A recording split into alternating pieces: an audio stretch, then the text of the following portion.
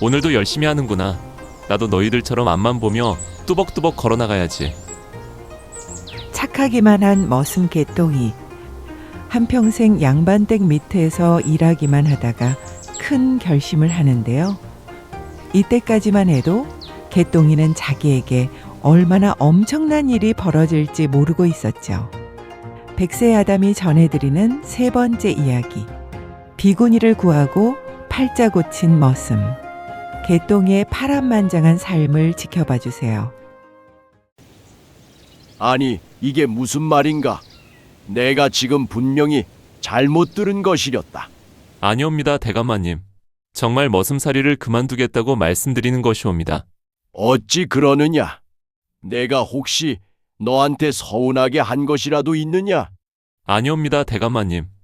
소인이 벌써 나이가 30이 넘었는데 이제는 저 혼자 자립할 때가 아닌가 싶어서 그렇사옵니다. 자네 부모님부터 대대로 우리 식솔로 지냈는데 이렇게 갑자기 떠난다고 하면 어쩌나? 자네만큼 충직한 사람이 또 어디 있다고? 그럼요, 대감마님. 대감마님은 소인에게 아버지나 마찬가지옵니다. 그러니 이렇게 부탁드리는 것이옵니다. 이거 참 마치 자식 떠나보내는 심정이구먼. 자네가 그런 마음을 먹었으니 어찌할 도리가 없구먼 그래. 이거 밖에 300냥이야. 아이고, 대감마님, 이게 다 무엇이옵니까? 세경이라고 생각하고 받아두게. 이참에 한양에 가서 실컷 구경이라도 하고 오게. 혹시라도 힘든 일 있으면 언제든지 찾아오게. 다른 사람이라면 모르겠지만 자네라면 얼마든지 받아줄 것이야. 대감마님, 자네 말대로 나는 아버지와 같은 사람이 아닌가. 그러니 부담 갖지 말고 이 돈 가지고 가게. 마음이 바뀌면 꼭 찾아오라고. 돌아오면 연유는 묻지 않고 무조건 반길 테니 말이야.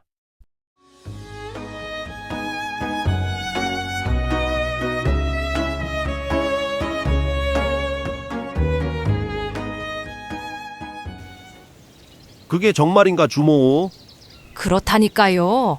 최근에 그 점쟁이 모르는 동네 사람들이 없다 이 말입니다. 얼마나 용하길래 그러는가? 저 옆 동네에 사는 말똥이라는 처녀 아시지요? 그 아이가 워낙 못생겨서 시집가기는 다 틀렸다고 하지 않았소. 그런데 그 용한 점쟁이를 만나고 온 뒤로 혼인을 했다지 뭡니까? 아니, 어떻게 그렇게 못생긴 처녀가 시집을 갔단 말이야? 나도 자세히는 모르지요. 들은 바로는 신랑이 머슴살이를 하는데 글쎄 얼마 가지 않아서 집도 사고 땅도 샀다지 뭡니까? 그거 참 신기한 일일세. 나도 그 용한 점쟁이를 한번 찾아가 볼까나. 그것뿐만이 아니에요. 이건 제가 슬쩍 들은 얘긴데 한 젊은 총각은 처녀의 가슴에 점이 있다는 것을 맞췄다네요. 그건 또 무슨 말인가? 가슴에 있는 점을 맞히는 남자가 신랑감이라고 꿈을 꿨대요. 그 용한 점쟁이가 그것을 다 알고 총각에게 귀띔을 해준 것이지요. 그렇게 용한 점쟁이가 있다니. 나도 한번 가볼까? 세상에 이렇게 사람들이 몰려들다니. 오늘 점쟁이 만나기 글렀구먼. 정말 많이 기다렸네. 그래도 자네는 참 운이 좋은 편이구먼 그래. 그게 무슨 말씀입니까? 닷새 기다리다가 이제 겨우 찾아왔단 말입니다. 그러니 운이 좋단 말일세. 저기 옆 동네에 사는 칠복이라는 머슴은 말이야. 한 달을 기다려서 날 만났다네. 지금은 큰돈을 만지는 상인이 됐다지. 그것이 사실입니까? 그럼 저도 그렇게 큰 돈을 만질 수 있습니까? 그야 당연하지. 자네가 가진 재산을 모두 내놓으면 팔자를 고칠 수가 있다네. 재산을 전부 내놓으라니. 저는 머슴이라서 가진 돈이 별로 없습니다. 지금 230냥 정도 남았는가? 그것을 영감님이 어찌하셨습니까? 그 정도도 못 맞히면 점쟁이라고 할 수 없지. 그 230냥을 전부 나에게 주면 팔자를 고쳐주겠네. 저는 대감마님하고 약조를 하였습니다. 반드시 스스로 자립을 하겠다고 말이지요. 그런데 이 돈을 갑자기 다 잃어버리면 저는 어쩌란 말입니까? 이 사람이 속고만 살았나? 여기까지 찾아온 것을 보면 이미 나에 대한 이야기는 들었을 텐데. 그럼 점쟁이 어르신만 믿습니다. 이제부터 내 말대로 하면 된다네. 혹여 그것이 이상하더라도 무조건 따라야 하네. 알겠는가? 무슨 일을 시키려고 그러십니까? 여기서 몇 곡에 넘어가면 골짜기 하나가 나온다네. 오늘 밤은 무조건 그곳에서 묵도록 하게. 골짜기라고 하신다면 어찌 저에게 그런 험한 곳으로 가란 말씀입니까? 거기는 돌림병으로 죽은 사람들이 있는 곳 아닙니까? 내 말대로 해야 한다고 분명히 말하지 않았는가? 안 하면 팔자를 고칠 수가 없을 것이니. 그건 저보고 그냥 죽으라는 말씀 아닙니까? 이거 전부 사기가 아닙니까? 아무 일도 하지 않으면 아무런 일도 일어나지 않는 법일세. 이게 무슨 짓이오? 이거 놓으시오.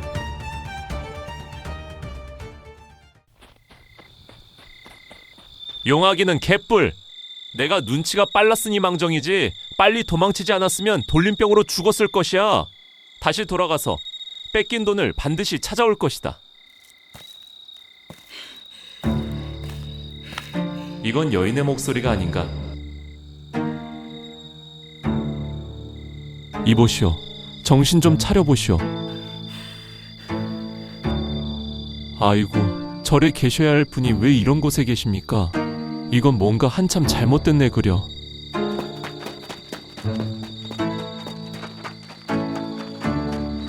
사람들 인심이 일이 안 좋아서야. 조금만 기다리십시오, 스님. 제가 곧 약재를 가져오겠습니다. 약재를 먹였으니 기운이 어느 정도 돌아오실 겁니다. 이제 안심하셔도 됩니다, 스님. 이복의 개똥이 자네가 하도 하소연해서 스님을 드리긴 했다만 돌림병이 무서워서 이제는 참아줄 수가 없네. 어여 스님하고 나가주게. 주모, 조금만 참아주시오. 기운이 돌아오셨습니까, 스님? 정말 감사합니다. 도련님이 저를 살리셨습니다. 할 일을 했을 뿐입니다. 그런데 스님께서 어찌 그 험한 곳에 계셨습니까? 스님께서도 사연이 있으신가 봅니다. 저도 말 못할 사연이 있으니 이해합니다. 다시 절로 돌아가셔야겠죠? 당연히 그래야지요. 이 은혜는 꼭 갚겠습니다. 저는 개똥이라고 합니다. 힘이 들면 언제든지 찾아오십시오.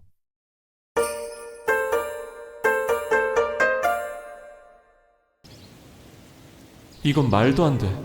어찌 고을사또라는 작자가 점쟁이의 편을 들 수가 있단 말인가. 내가 이렇게 사기를 당했다고 해도 믿어주지 않으니.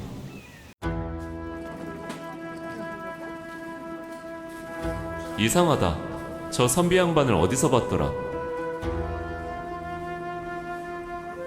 저 선비를 내가 어디서 봤더라. 분명히 어디서 본 것 같은데. 설마. 분명히 스님이었어. 스님이 어찌한 일로 선비 차림을 하고 계셨을까?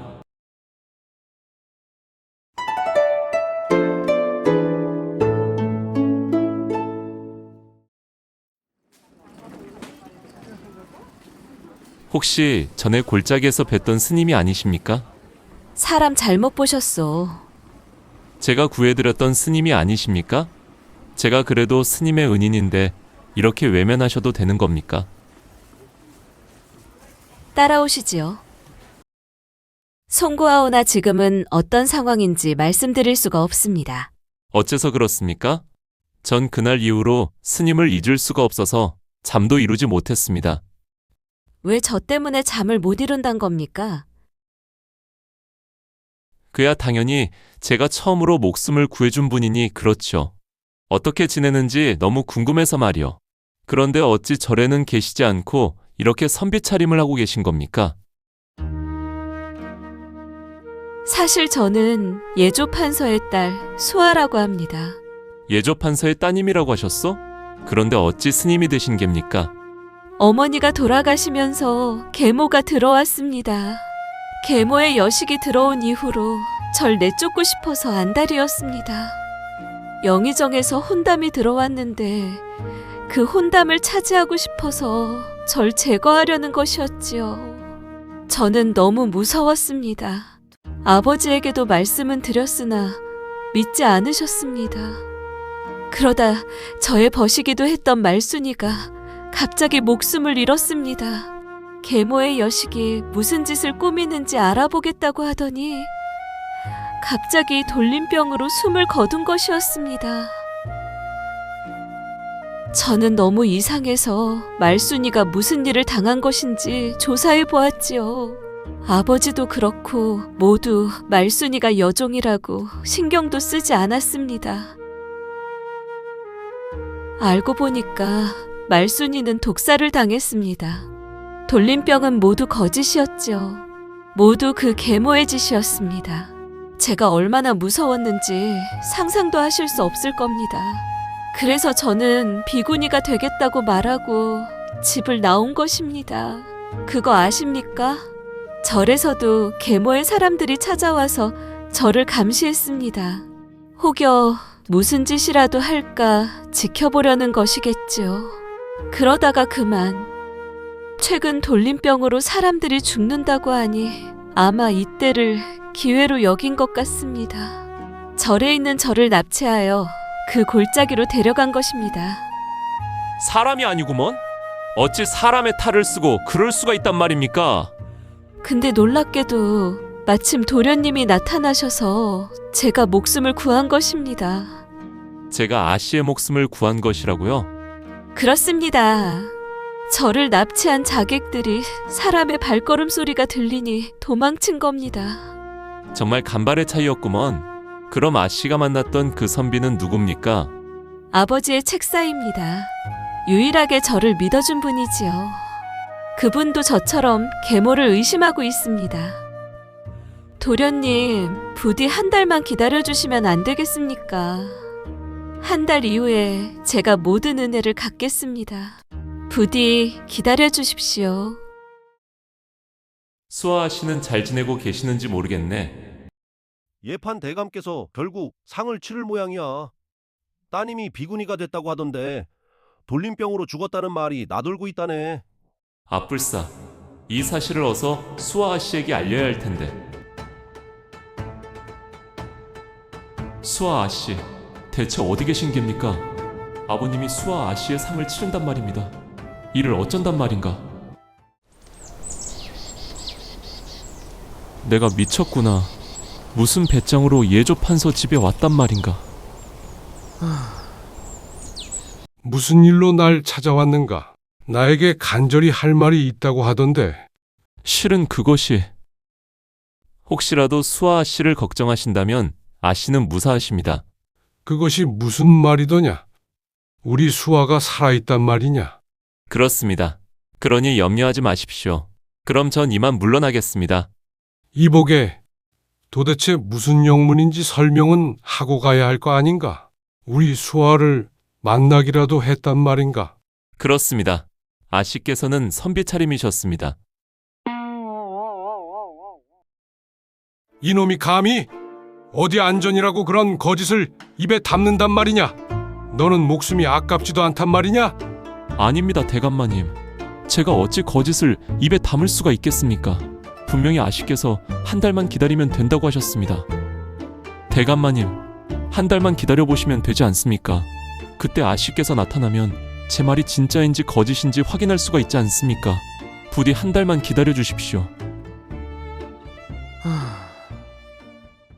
아이고, 너는 수아가 아니냐? 그렇게 한 달이 지나가 수아가 약속대로 나타났습니다. 그동안 수아와 예조 판서의 책사가 증거를 모은 것이었죠. 바로 계모가 벌였던 수많은 악행들, 관가에서도 이미 계모의 범죄를 확인했답니다. 그렇게 수아는 아버지 예조 판서와 극적으로 제외했고 개똥이도 무사히 창고에서 나올 수 있었죠. 예조 판서는 개똥이에게 집과 땅까지 주었습니다. 이제 정말 개똥이가 홀로 서기에 성공한 것이었죠. 하지만 개똥이의 이야기는 여기서 끝이 아니랍니다. 우리 수아를 살려준 은혜로 집과 땅까지 주었네만 아무리 생각해봐도 그 은혜를 다 갚지 못한 것 같구먼. 이복의 개똥이, 혹시 자네가 원하는 것이 따로 있는가? 걱정하지 말고 허심탄회하게 말해보게. 사실 제가 아직 장가를 못 갔습니다, 대감마님. 내 정신 좀 보게. 그것을 차마 생각을 못했구먼. 자네가 아직 장가를 못 갔다니. 이렇게 충직한 사람이 아직 여인이 없다는 게 말이 되겠는가? 조금만 기다리게. 내가 금방 자네의 배필에 맞는 여인을 찾아볼 터이니. 아버지, 우연히 밖에서 들었습니다만 소녀가 이분의 배필이 되겠습니다. 그건 안 될 말씀입니다. 어찌 아씨께서 저와 같은 천한 사람과 혼인할 수 있겠습니까? 부디 농이라고 말씀해 주십시오. 그건 개똥이의 말이 옳구나. 은혜를 갚고 싶은 마음은 알겠으나 혼인까지는 아닌 것 같구나. 아버지도 아시겠지만 저는 이분이 아니었다면 이미 죽은 목숨이었습니다. 제가 이분의 여종이 된다고 해도 받아들일 마음이 되어 있습니다. 수아의 고집은 도저히 꺾을 수가 없었습니다. 집과 땅까지 받은 개똥이는 예조 판서의 사위까지 되었네요.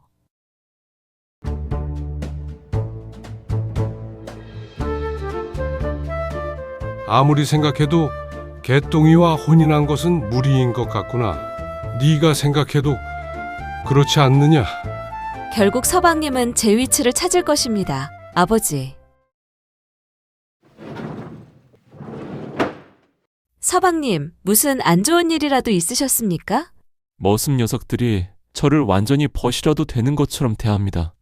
저는 그저 좋은 사람처럼 보이고 싶었을 뿐인데 말입니다. 서방님, 수주대토라고 들어보셨습니까? 그것이 무슨 뜻입니까? 중국 송나라의 한 농부가 우연히 나무 그루터기에 부딪혀 죽은 토끼를 잡았다고 합니다. 그 농부는 또 토끼가 걸려들 것 같아서 아무런 일도 하지 않고 그루터기만 지키고 있었다는 말에서 유래했지요. 한 가지 일에만 얽매이면 발전할 수가 없습니다, 서방님. 또 글 공부를 하라는 말씀입니까? 글을 알아야 세상 이치를 알 수 있습니다. 서방님도 이제는 달라지셔야 합니다. 하지만 저는 책만 읽으면 하품이 나오면서 잠만 옵니다. 글만 읽으면 눈이 절로 감기지 않습니까? 염려하지 마십시오, 서방님. 이건 그저 옛날 이야기입니다. 옛날 이야기라고요? 옛날 옛적에 가난한 농부가 살았습니다. 비도 오지 않고 가뭄이 심해서 개울도 다 말랐지요. 그러다가 늑대 2마리가 들이닥쳐서 가축들을 해쳤습니다. 농부는 동네 사람들과 함께 늑대를 잡으려고 몰래 지켜보고 있었지요. 늑대 2마리가 한참 마당 앞에서 기웃거렸으니 함께 잡을 좋은 기회였지요. 하지만 농부는 산으로 돌아가는 늑대들을 그냥 보기만 했습니다. 아니, 왜 그냥 보기만 합니까? 얼른 잡아야지. 알고 보니 늑대 2마리가 서로 가축을 놓고 욕심을 부리다가 싸웠던 것이지요. 늑대들은 한 마리가 지쳐 쓰러질 때까지 싸웠습니다. 그때까지 지켜봤다가 동네 사람들과 함께 잡았답니다. 그거 참 똑똑한 농부네요. 다음 이야기는 또 없습니까? 이제는 서방님이 읽으세요. 옛날 이야기는 재미가 있으니 글 공부에도 도움이 될 것입니다.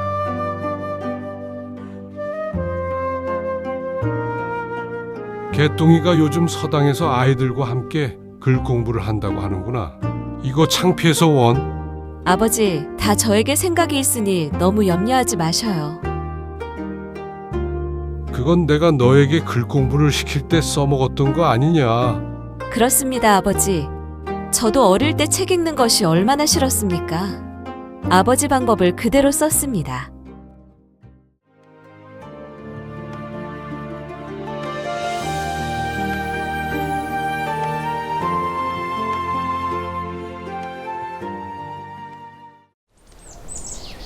아이고, 이게 누구야? 개똥이가 아닌가? 신수가 훤해졌네 그려. 그동안 잘 지내셨어, 주모? 근데 오는 길에 집 앞에서 울음소리가 들리던데 무슨 변고라도 있는 것이오? 이사를 온 부부가 하루아침에 요절했다네. 이사를 온 지가 일주일도 안 됐다고 하던데 그 소문이 아무래도 사실인가 보네. 무슨 소문 말이오? 그 집에 이사를 온 사람들은 1년도 되지 않아서 모두 죽는다고 말일세.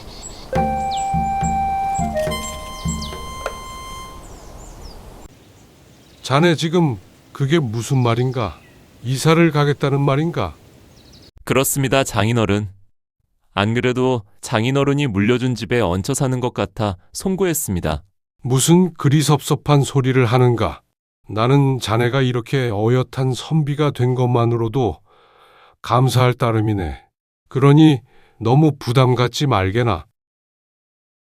그렇게 위험한 곳을 왜 간단 말인가? 그러다 진짜 큰일이라도 나면 어쩌려고? 광명정대하다는 말이 있지 않습니까? 제 행실이 떳떳하다면 뭐든지 이겨낼 수 있을 것입니다. 장인어른께서 늘 하시던 말씀이라고 들었습니다. 수아에게 늘 해준 말이었지. 그래 좋네. 어디 자네 뜻대로 해보게.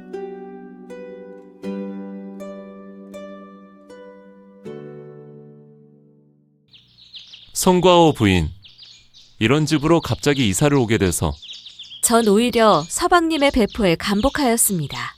분명 이 집에 문제가 있을 것입니다. 그 문제만 해결하면 정말 좋은 집이 아닙니까?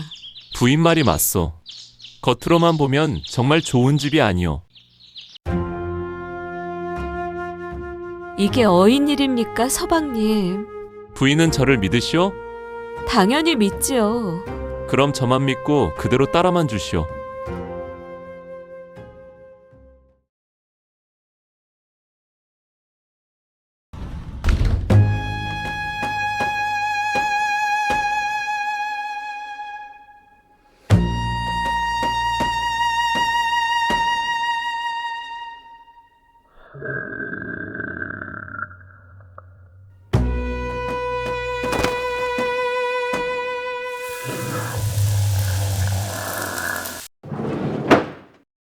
서방님, 대체 저것은 무엇입니까? 예전에 귀신에 대한 책을 읽은 적이 있다오. 집으로 이사를 온 사람들을 해치는 돈 귀신에 대한 것이었어. 돈 귀신이라고 하셨습니까? 그렇소 부인. 돈 귀신은 불결한 것을 싫어한다고 하였어. 지저분한 집이나 쓰레기가 쌓인 곳에서는 힘을 못 쓴다고 말이오. 그래서 방을 이리 엉망으로 만드신 거군요. 인두는 부정한 기운을 태우고 정화하는 도구라고 하더이다. 저 돈 귀신이 힘을 못 쓸 때 사용한 것이지요. 어서 따라가 보십시다, 부인.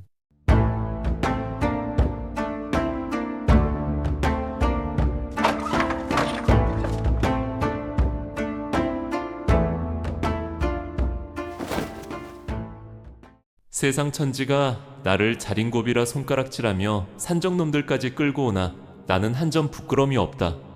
이 피땀 어린 재물이 개돼지 같은 놈들의 배를 불리는 데 쓰이지 않고 오직 어진 이의 손에 들어가 만인을 살리는 씨앗이 되길 바랄 뿐이다. 그렇게 개똥이와 수아는 유해를 거두었고 진혼제를 치러 영혼을 달래주었습니다. 그 뒤로 기와 집에는 다시 귀신이 나오지 않았죠. 개똥이와 수아의 선행 덕분이었을까요? 그날 이후로 창고 지하와 마루 밑바닥에서도 돈이 수두룩하게 나왔습니다. 개똥이와 수아가 그 고을에서 가장 갑부가 된 것이었죠. 예조 판서는 더욱더 개똥이를 신뢰할 수밖에 없었습니다. 세월이 흘러 개똥이는 장인어른의 뒤를 이어서 예조 판서가 되었답니다. 수아는 개똥이를 닮은 총명한 아들과 딸을 낳아서 행복하게 살았습니다. 은혜는 바위에 새기고 원하는 물에 새기라는 말이 있죠. 은혜는 오래 기억하고 원하는 쉽게 잊으라는 뜻입니다. 개똥이와 수아는 은혜를 잊지 않는 미덕을 보여주었습니다. 두 사람의 믿음과 의지가 없었다면 그 기와 집은 여전히 죽은 사람들이 나오는 귀신의 집으로 남았겠죠.